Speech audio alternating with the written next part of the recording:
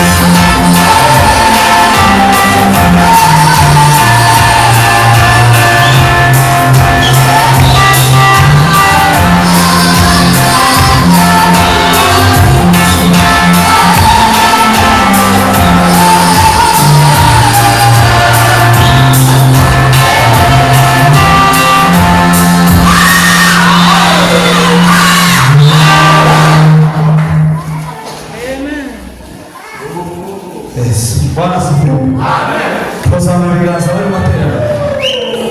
Bari shimwe cyane. Perezida twavuganye araza kudukorera izuba. Niko kwisi. Tuzamura ibiganza. Tuzamura ibiganza tugashima Imana.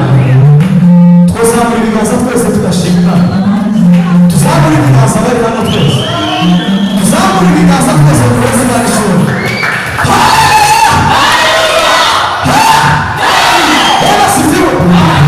Oya, abari hano sinabumva tuzamura ibiganza tugaheza Imana ishimwe. Abari hano sinabumva tuzamura ibiganza byose n'abari hano. Tugashima Imana twese tuzamura ibiganza. Bwana sifiwe. Haleluya. Bwana sifiwe. Haleluya. Tuzamura ibiganza yewe, tuzamura ibiganza. Mwese neza. Abasore bicaye mubavuga tubitwara Imana.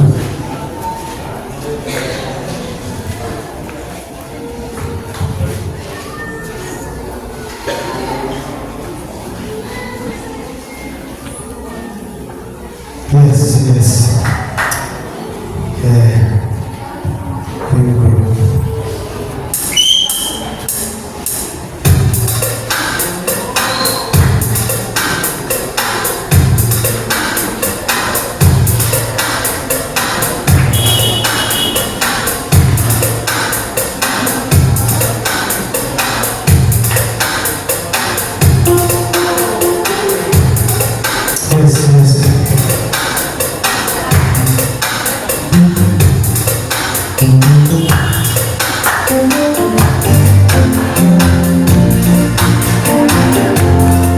Yes, vino canto.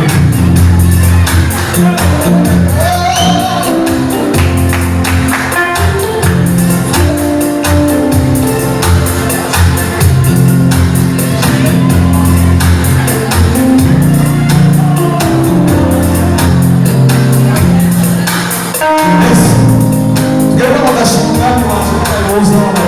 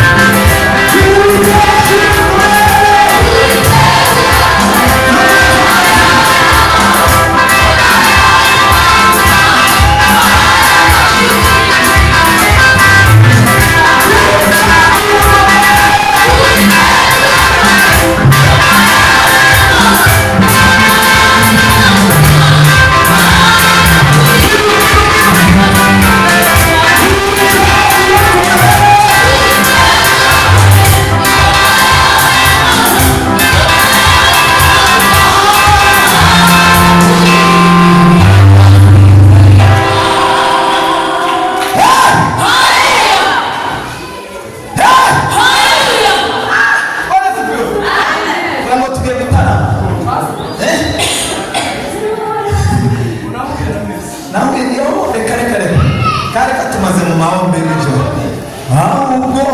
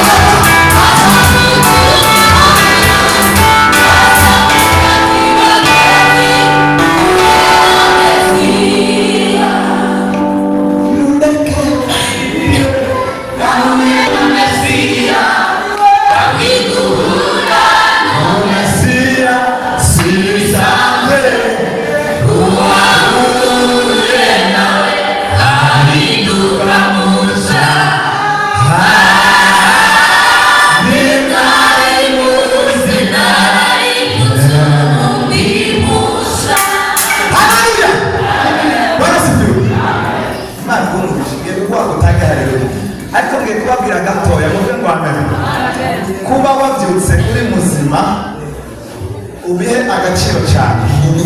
Amen. Kuba wabyutse uri muzima utarwaye ubihe agaciro, numara ubwira icyo ukoze kubw'iyo neza Imana yakubwiriye. Amen. Mvuze buke Bwana sifiwe. Wa mukozi w'Imana nyamahoro umuntu uheze yabonye imbaraga z'Imana, none kuba wowe uri muzima ukabumva ugira ahubwo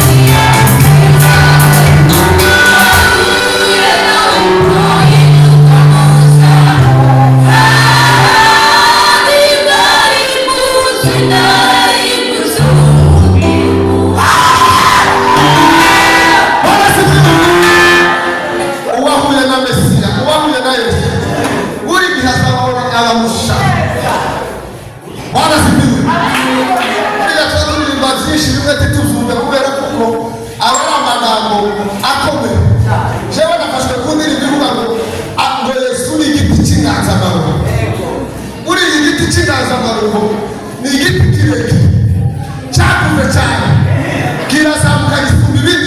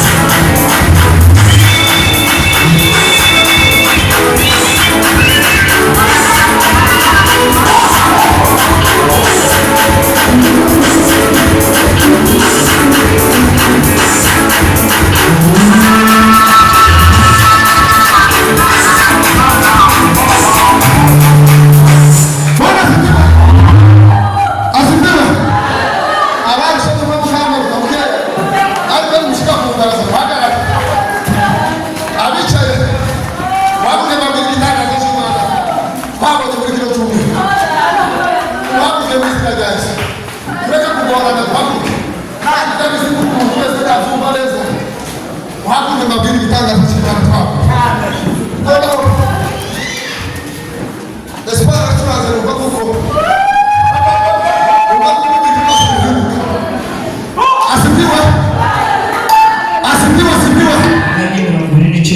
kuri 24 niba bashaka abantu bareke kwigora cyane bavunika ngo bagiye kubashaka mutegere itumara hanze buri wese musaba mbese akayimuha mwumva ingene haravuga ngo uwiyuzuza n'umujura aba yiyanga yumva uko arahizwa akanga kubivuga. Amen. Twongere dusome mu butumwa bwiza uko bwanditswe na Yohana 10:10 haravuga ngo umujura ntazanwa n'ikindi keretse kwiba no kwica no kurimbura, ariko jewe nazanwa no kugira ngo zibone ubugingo ndetse no zibone bwinshi. Amen. Tugiye kuganira igice cya kabiri cy'inyigisho ivuga ngo kwirinda umujura. Ndibaza ko hafi imyaka 2 ishobora kuba ishize twaraganiriye hejuru y'ikigo kivuga ko kwirinda umujura. Inyigisho za Bibiliya zavuze cyangwa se Yesu yavuze ni abantu babiri. Icya mbere ni Satani, icya kabiri ni umwigisha w'ibinyoma. Ubushize twagiye tugaruka ku zongeye gusubiraho gukora televiziyo n'ibintu byari byinshi, ariko kubera impamvu z'umwanya ndagerageza rwose kuba mugufi. Ibintu biranga umujura, ikintu cya mbere ahorana amahirwe menshi ibintu bitari bisiba. Umujura azagira amahirwe y'ibintu bitari bisiba. Icya kabiri kimuranga agira irari ryinshi ry'ibintu by'abandi. Icya gatatu agira ihuba, ni ukuvuga ngo niyo abona uburyo ashobora gusangira na ba nyirabyo azashaka kuba ari gutwara byinshi. Nicyo gituma ushobora kujana n'umufundi kubera ko ari umujura mwajana kugura icyuma runaka, icyuma cy'ibihumbi 50 akakubwira ngo sase kandi n'umwibyi afite ihuba rirenze n'ijyanye ibintu. Icya kane ni umuntu ufite ubushake bwinshi bw'ibintu bitari byiza. Yesu aravuga ngo umujura arangwa na doktora 3 cyangwa se amashuri 3. Aya mbere ngo ni ukwiba, aya kabiri ngo ni ukwica, aya gatatu ngo ni ukurimbura. Ni ukuvuga ngo Satani arangwa n'ibintu 3. Iyo atakwibye impano Imana yaguhaye azayica, yabona biramunaniye agashaka uburyo aturuka hasi kugira ngo tunebwe ahubwo urimbuke uhambuke. Ibintu bine umujura atagira. Icya mbere ni imbabazi. Turaza gushaka ku isoko ryacu hepfo, turacyari kuri introduction na revision irimo ni imbabazi. Satani ntagira imbabazi umuntu. Ukuri udahaguruka mu rwanya Satani ngo umwirinde, ntafite imbabazi zo kukwica cyangwa se zo kukugirira nabi mu buryo ubwo ari bwo bwose. Icya kabiri ntagira ushaka azahora agushaka. Wowe usinziriye cyangwa uri kuvugana n'abandi aba ari bashaka akajambo kamwe ashobora gucomeka muri wawe vuga kugira ngo uteshuke. Icya gatatu ntazacika intege, aza kugerageza ukikizwa umunsi uvuye mu mazi akakugerageza mu busambanyi, yabona biranze akakugerageza mu gutukana, yabona biranze akakugerageza mu rugomo, yabona biranze akakwereka ko itabari nziza, yabona biranze akakujana mu rugomo rw'amanzoga kugira ngo arebe ko yogutwara. Satani ntazacika intege, aza kugerageza uri mu mwaka umukijijwe mu myaka 5. Nicyo gituma muza mutangazwa n'abantu bari bamaze imyaka 30 mu gakiza ugasanga yakototse. Satani yaramugerageje ntiyamenya ko Satani atazacika intege, aza kugerageza akagomba kugerageza ntazacika intege kugeza umunsi twakuregejeho agataka. Icya kane ntazahera. Ibintu rero bishobora gufasha umujura gushika ku ntego yiwe biguturutseho wowe w'umukristo. Amen.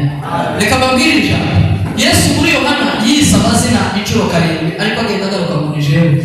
Ariko iyi verse ya 10 nuko ngo igice cya 10 verse ya 10 yayivuze hagati y'amazina abiri.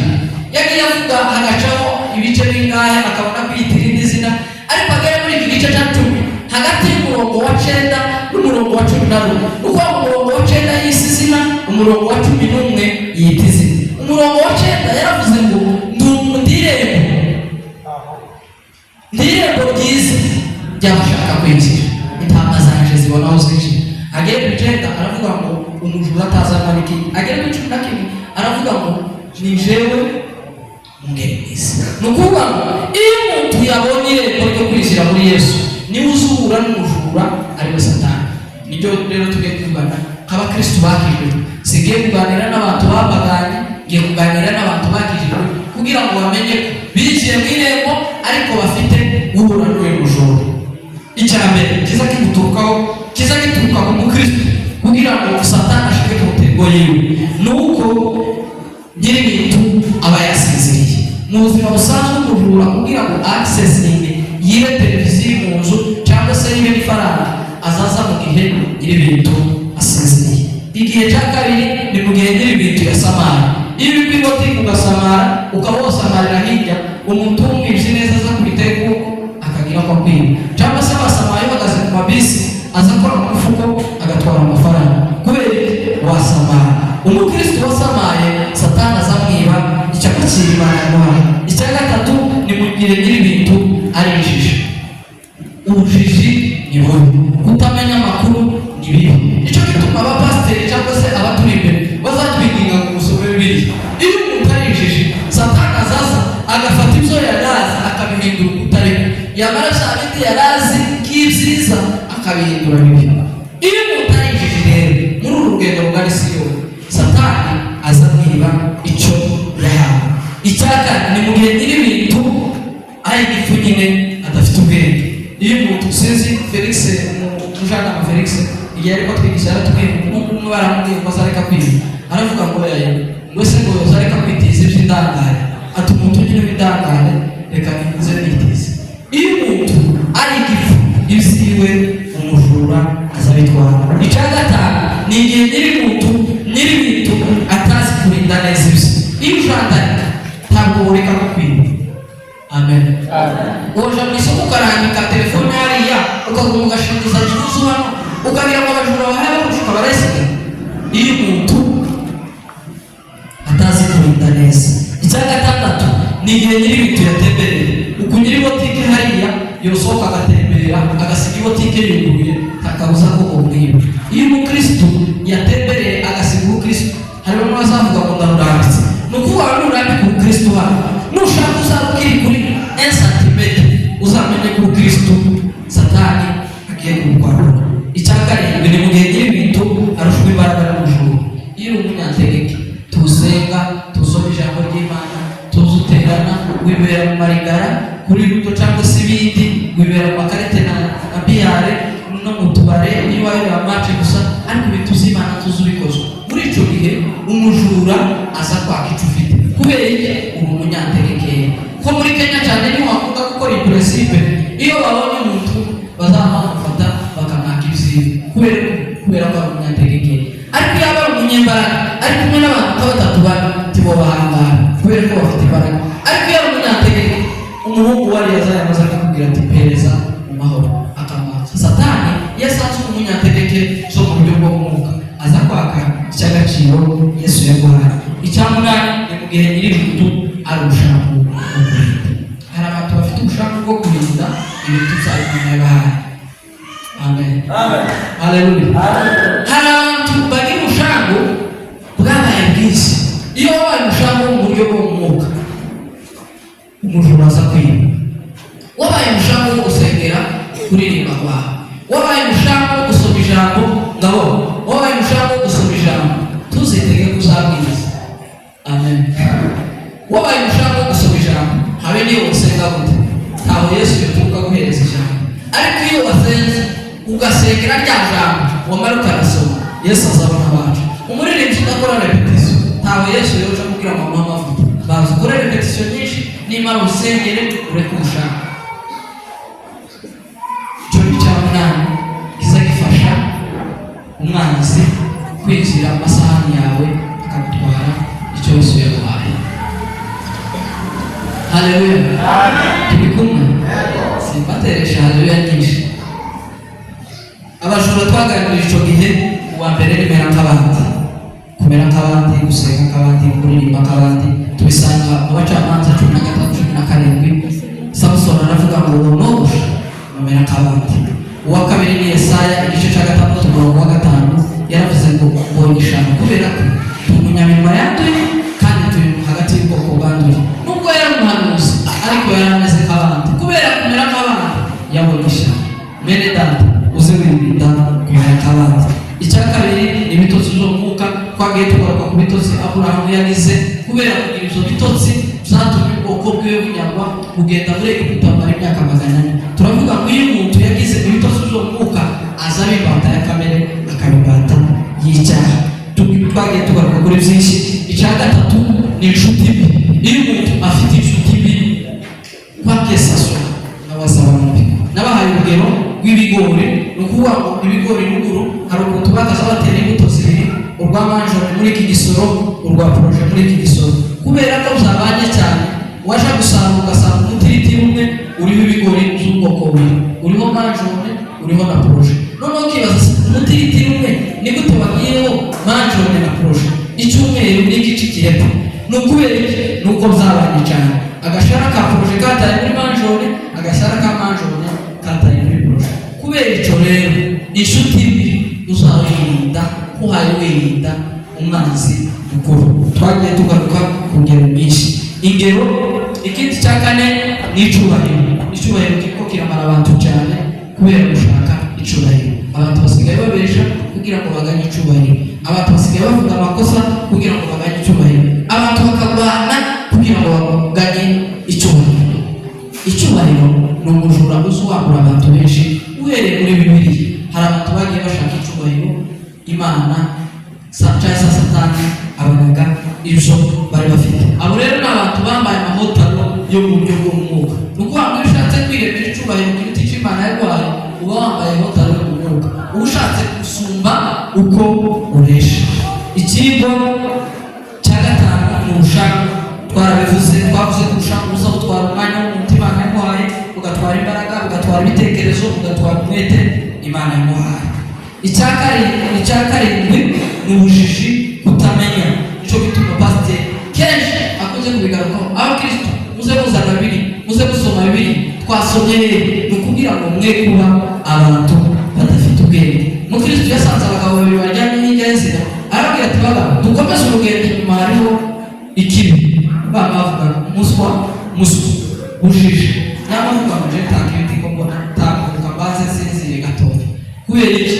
Kubera ko yari umuswa, yari atazi ibirenge. Cyo bituma iyo Nowa yakaza abwira abantu, akabwira ati mwirinde kurimbuka kuri imbere yacu. Bakamubwira ati Nowa uri kurakora ibintu by'ubusaza, warashaje, igihe cyawe cyarashize, reka kutuzanira amakuru adafite ishingiro.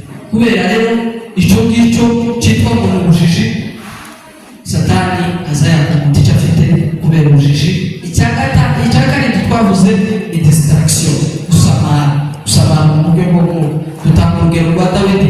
Yasamariye umugore utari uwiwe, kubera gusamara umugore utari uwiwe arasanga. Ni ukuvuga ngo umuntu Imana yamuremeye umugore kugira ngo ariko iyo umuntu yasamariye abagore b'abandi asaba umuntu wakoze amakosa. Umuntu asamarira mu matwi, agasamarira mu kanwa, agasamarira mu maso. Ikigwa rero dushyizeho undi mujura tugiye kuvuga uzamenya abantu. Turavuga abajura kababiri, ndabona amasaha yaje. Uwa mbere ni irari. Amen. Amen. Bakristo bene data, irari ni umujura uhagurukiye itorero. Irari ni umujura uhagurukiye abakristo. Irari ni umujura uhagurukiye abaririmbyi, uhagurukiye abavugabutumwa, uhagurukiye abasenzi, uhagurukiye abakristo bo muri Philadelphia ndetse n'ayandi matorero yose. Umujura w'irari. Ubundi harimo amarari kangahe? Irari rya mbere nateguye hano ni irari ry'ifaranga. Abantu mukristo y'ingereza ngo yageze ahantu hamwe arebe y'ingenzi abona deba aramukobeza ati ngwino twifatikanyirize hano tubanze ducukure, hariho zahabu, hariho ifeza. Irari ry'ifaranga rimaze abakristo, ryize abakristo umukristo Imana yabahaye. Ibyo ni irari rya mbere. Mwize ko aravuga ati twaza tumusange natwe ducukumbure kuri ka zahabu na feza. Umukristo aramubwira ati uriya ni umuhungu wa Gehazi kandi sekuru ni Yuda Isikariyote. Uyu nguyu ni ubwishimo, ubugenzi urabutaye. Bene data, irari ry'ifaranga teka twake ikimana yaduhaye. Irari rya kabiri ni irari ry'icubahiro. Irari ry'icubahiro rimaze abantu ku rwego rwo hejuru. Abantu basigaye bashaka icubahiro bakageraho bashaka kwica abandi kugira ngo aribo baganya icubahiro, bagashaka gukubita abandi kudeta kugira ngo aribo baganya icubahiro. Irari rya gatatu ni irari ry'ubusambanyi. Iryo rari ritwaye abakristo benshi. Umuntu agasenga akavuga ubutumwa agakora ibyo ategerezwa, ariko irari ry'ubusambanyi rikamutwara. Abakristo bene data, twirinde iri rari. Irari rya kane ni iry'ubutwari.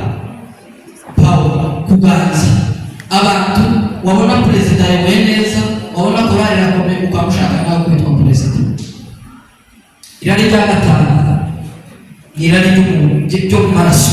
Irari ryo mu maraso, kuko umuntu yagutuka nawe ukumva ushatse, ukamwumva ufite amego yo kumusubiza. Umuntu yakubwira nabi uri umukristo, ukibagirwa ko uri umukristo, ukumva nawe niba mukubise nk'intu ukamwumva wakuvuga ngo mureke kuko Yesu yabidutegetse, ahubwo nawe umusubiza. Iryo ni irari ry'umubiri riza rikoresha abantu amakosa. Uwo ni umujura ukomeye. Irari rya nyuma ni ryo kwamamara cyangwa se kumenyekana. Irari rya femasiti. Umuririmbyi akaririmba adafite intention yo kwamamaza Yesu, ahubwo afite intention yo kwiyamamaza. Umucuranzi agacuranga adafite intention kimwe ya Dawidi yo kugira ngo mapepo asohoke mu bantu, akabikora ashatse kugira ngo ejo bundi nawe bazatangire kuvuga ko icyamamare. Ubwamamare bumaze abakristo. Amen. Haleluya.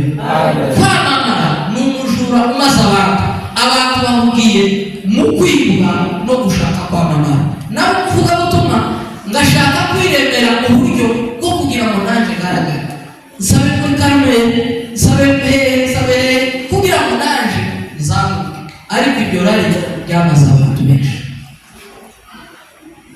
Amen. Twirinde irari rya femasite.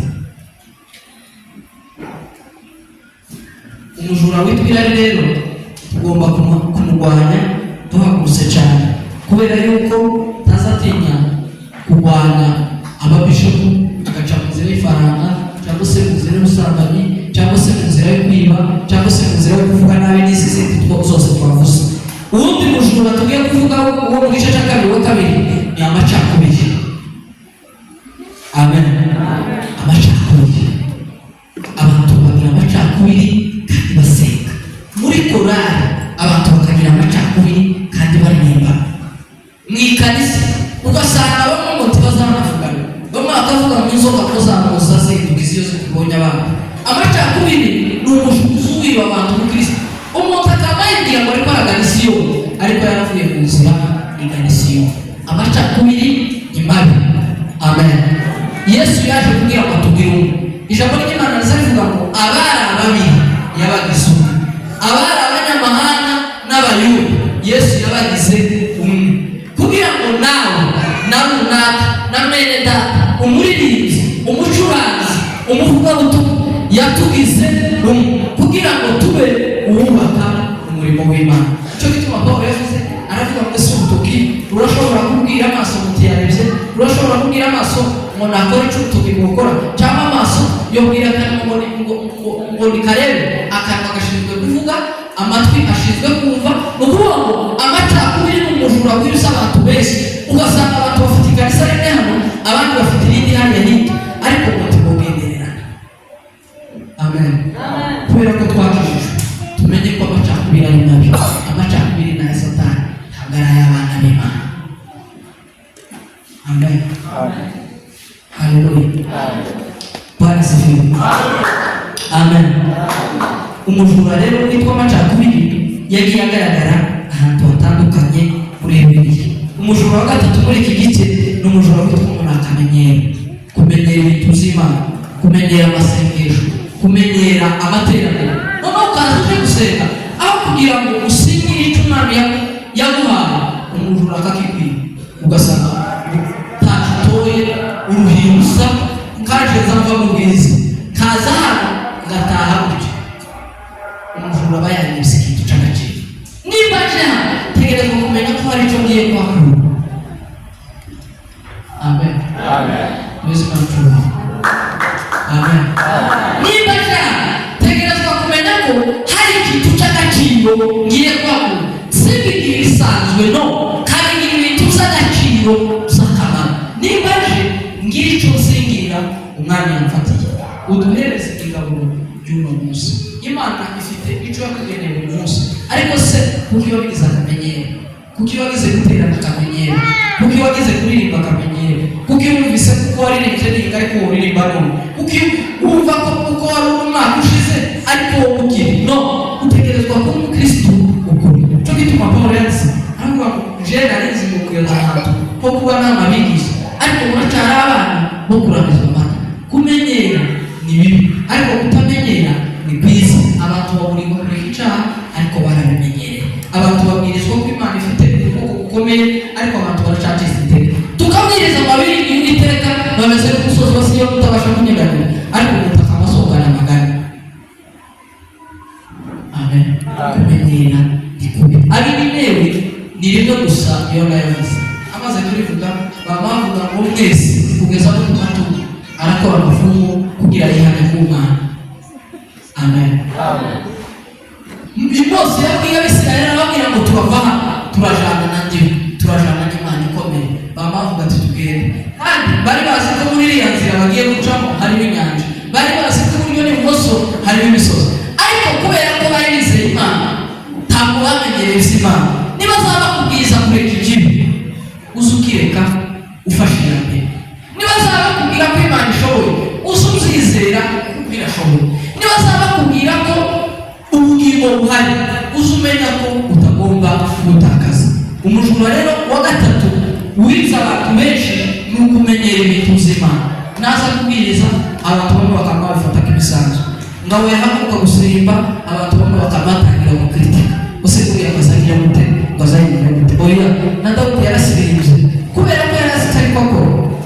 Umugore aramunegura, amaze kumunegura aramubwira ngo no kuzantuzaza bimuhereko kuko yari yaneguye, yari yasuzuguye, yari yagize akamenyero igikorwa cyo gukorera Imana. Icyaka ni ururimi rubi. Yakobo yaravuze ngo ururimi rubi ni ubusangwe kuruta ubundi, ngo ni kakujya kw'ikibiriti, ngo ni gatoya cyane kakujya kw'ikibiriti, ngo ariko bishobora gutwika ishyamba. Abantu bafite indimi zibi, umuntu ugasanga ni umubeshi zandara ariko kandi ukutekwa zayiha. Ese wabanje ukikosora kuri ubwo bubeshi bwawe ukabona gutukanya nawe uza wiwe. Umuntu ugasanga n'ubwibye ruharwa turabizi, ariko aracatuka wa wundi ngo agenzi ngo mutazababarira. Ugasanga umuntu ari umutima w'urwango yanga bene se wabo bavukana kuri sekuru, ariko ukamusanga yahagaze ku bana babuza basanga yewe mufatikanije urugendo. Wowe usutukana nawe uza wiba mufatikanije urugendo. Tugatuka uwiba kandi nawe usanga uzumenya ko mufatikanije urugendo. Icyo cyiza rero nuko tugira ururimi rwiza. Sero n'aho tugiye mwese nakora mu kanwa abantu bazavuga ibintu biri ku murongo, uzuvuga mwene wanyu neza. Ikibi we kugisoma, hari ijambo nari kusoma baravuga ngo toute la vérité n'est pas bonne à dire, même si la Bible nubwo biri dusaba kuvuga ariko kandi ukuri kose si byiza kuvuga, kandi ukuri kwaje uzi ukubwira. Amen. Ukuri uzi ukubwira, uzureka kukubwira ngabo ntafite kumpindura, ngabo ntafite. Ururimi rubi rwasaguye amatorero, ururimi rubi niki n'umwambi uzutwikikirira cyuzuye ibiti. Amen. Ururimi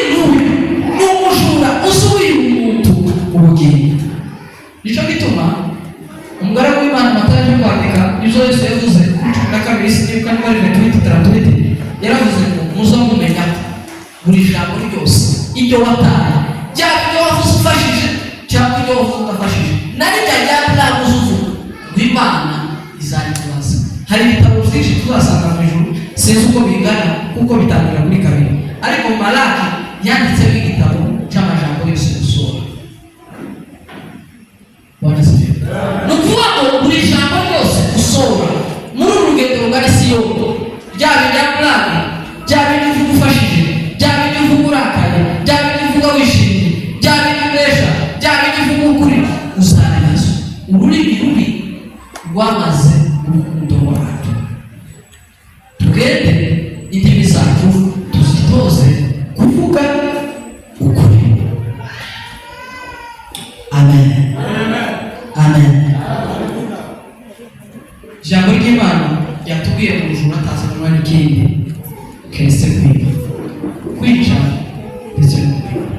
Abakristo bakijijwe umunsi babatizwa, ariko biba uyu munsi batangiye kureba amacakubiri. Abakristo bakijijwe umunsi babatizwa bemera Yesu nk'Umwami n'Umukiza, ariko bibwiye na Satani umunsi bemeye kuvuga nabi, umunsi bemereye ururimi rwabo gusanga. Abakristo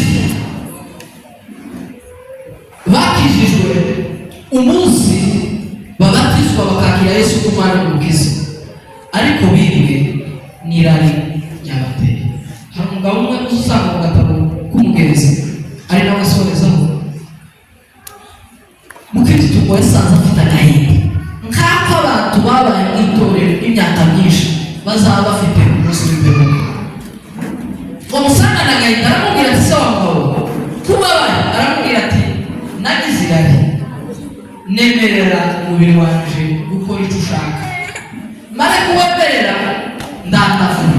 Ariko amubwira ijambo ritangaje, aramubwira ngo njewe ubwanje nakazanemezanya n'umutima wanje ko ndikungana Siyoni. Aramubwira ngo icya kabiri umuryango wanje twari tubana uko bukeye uko bwije. Nibwo igihe yamubwiye ati nari umugabo usengesha abantu bo mu rugo rwanjye umugore n'abana, sinakaza nsiba kubasomera igipande. Ati nabo bakaza babihamya ko ndiko nja ku ijuru. Itorero nasengeramo ngo naryo ryari rihamya ridashidikanya kuko mbashikanwa muzatumi n'ibindi, ngo naritonze neza nakaza nikora neza. Ariko mukosa nakoze ruta yawe n'ukwemerera umubiri wanje gukora icyo ushaka. Aramubwira ngo se wamugabo nta kiringiro na kimwe, niba udafite ibyiringiro by'uko wokomeza ubugenzi nta kiringiro kimwe usigaranye. Aramubwira ngo byararangiye. Irari ni umujura w'ibyabantu bari barakije, ikababwira akatuka bamara amashaka. Nta muntu Yesu ataje gukiza. Umwizi Yesu yaje kumukiza, umusambanyi Yesu yaje kumukiza, umujura Yesu yaje kumukiza, umugizi wa nabi Yesu yaje kumukiza. Nicyo gituma yataje kwa Zakayo abantu baravuga ati se ni gute umuntu yotaha ibinyabyaha? Aravuga sinaje gushaka itore, naje gushaka abakiranirwa.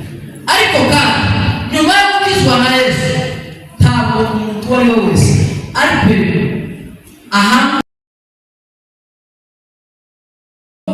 uzamushije umutware wo gukomeza urugendo rwa Siyoni. Umujura utavunwa n'ikindi keretse kwiba, kwica no kurimbura. Wisuzume urebe nimba Satani atarakumvise Imana yari yaraguhaye. Wisuzume urebe nimba Satani atoba yarishe icyo Imana yaguhaye. Wisuzume urebe Satani atoba yarahereye mu mizi akarimbura icyari kikuri. Ya mbuto y'urukundo wagiraga, ya mbuto yo gufasha wagiraga, ya mbuto yo gukorera Imana wagiraga, ya mbuto yo gusenga kenshi wagiraga, ya mbuto y'amafungo wagiraga. Wisuzume umenye